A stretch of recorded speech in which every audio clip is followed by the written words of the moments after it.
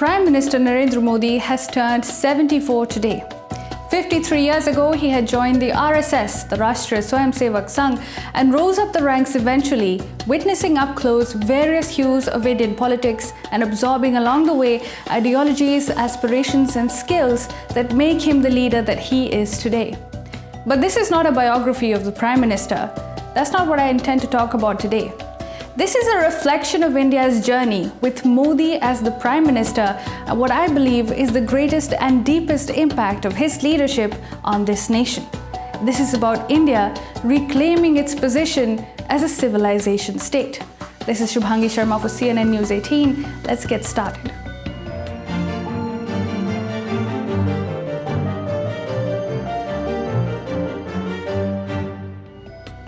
Let's quickly look into what a civilization state means. There's two very basic concepts used to describe a country: nation state and civilization state. A nation state is simply held together by a common identity, such as a language, culture, ethnicity, or political system, and has nothing to do with the ancient roots of the country. Borders are definite and territorial sovereignty is paramount for every nation. A civilization state, on the other hand, goes beyond the modern construct of nation state. Its national identity is defined not just by the modern ideals binding a nation together, but by a civilizational continuity. If you look at India's millennia-old continuous civilization, the fact that a majority of its people still follow Indic religions and that the country is tied together by common historical experiences, you'll agree that India checks all the boxes to be seen as a civilization state and not just a nation state. And yet, by restricting itself to its modern anti-colonial roots, which are mostly political, and ignoring its vast wealth of ancient philosophies, India missed out on the bigger picture for decades, which was to unapologetically reclaim India's cultural greatness before it was struck by foreign invasions. All around the world today, you will find nations drawing up their civilizational roots. Some come up with substance, some don't. But they all recognize the need to stake such claims because it has the potential to strengthen national unity. The United States, which has been around for only about 246 years as a nation, has been increasingly looking at itself as a civilization state owing to its demography's European lineage and its quest to build demography, establishing basic rights, capitalism, and so on. Communist China is even younger, but it has laid claim on the land's ancient heritage and teachings in recent decades, all of which have contributed to projecting China as a civilization state today. This was not always the case. Under Mao Zedong, China's government aggressively sought to purge traditional Chinese culture, including Confucianism, Taoism, ancient customs, and any symbols of its cultural past. However, in recent decades, especially under President Xi Jinping, China has re-embraced aspects of its ancient roots to project the image of a civilizational state. Xi's government often highlights Confucian values, traditional Chinese philosophy, and China's ancient history as a way to assert its distinct identity on the global stage.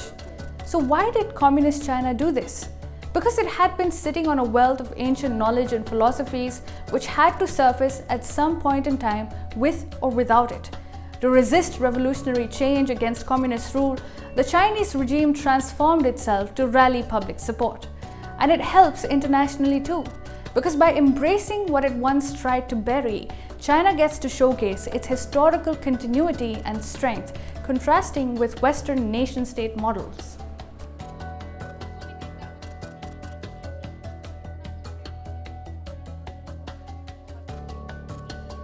Now this brings us to Narendra Modi in India.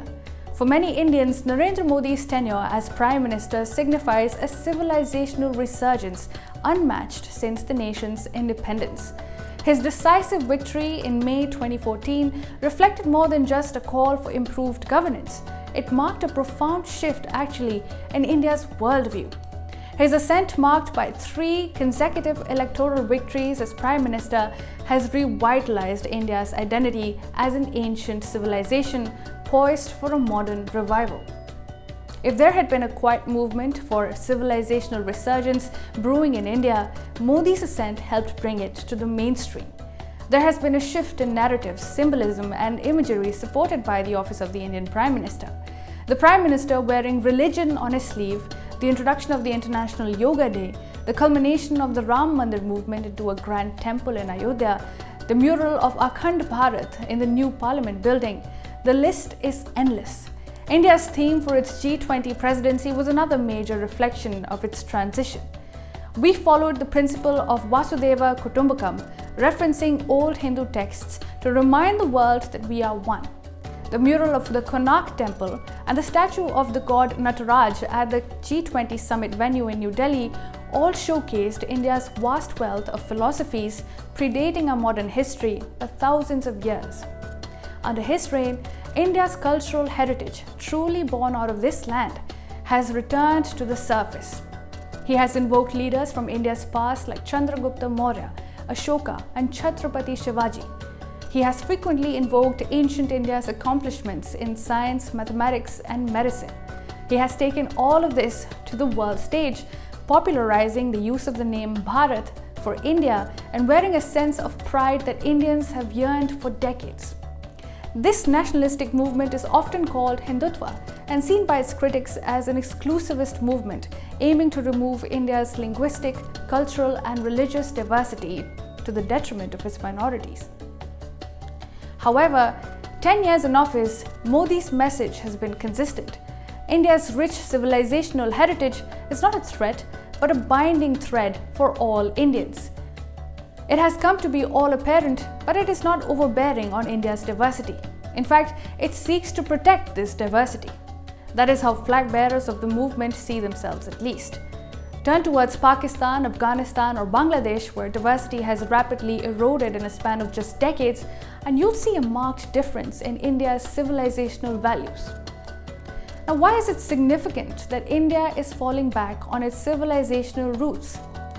You see, while some change may be temporary, a decade of Modi's rule has made a lasting mark on how the nation sees itself. India, forming up into a civilization state Bharat in a movement invigorated by Modi, will continue to influence India's policy decisions ahead and, more importantly, endlessly fuel its aspirations for growth and greatness, and as a result, guide its future leaders to follow in his footsteps. With the introduction of Hindutva into the mainstream and its unparalleled electoral success, the remnants of the last decade are expected to reverberate for decades. The impact of such transformation is evident in India's rising aspirations, balancing tradition with modernity. Today, India wants to compete. It wants to make in India, be it toys, semiconductors, or fighter jets. It wants a permanent seat at the UNSC table. It has rapidly digitized across sectors, including governance, all in the quest to achieve greatness. Hinged on this self-awareness, we also see a more assertive India on the world stage, and it is celebrated and envied for its independent foreign policy. A re-emerging civilization state, drawing from its rich heritage, is bound to leave a distinct mark on the world. Of course, there is work to be done for Indians and its leaders, but the change in mindset, embodied by Modi himself, has started an era of rejuvenation, revival, and revolution, all in one decade, and that is significant.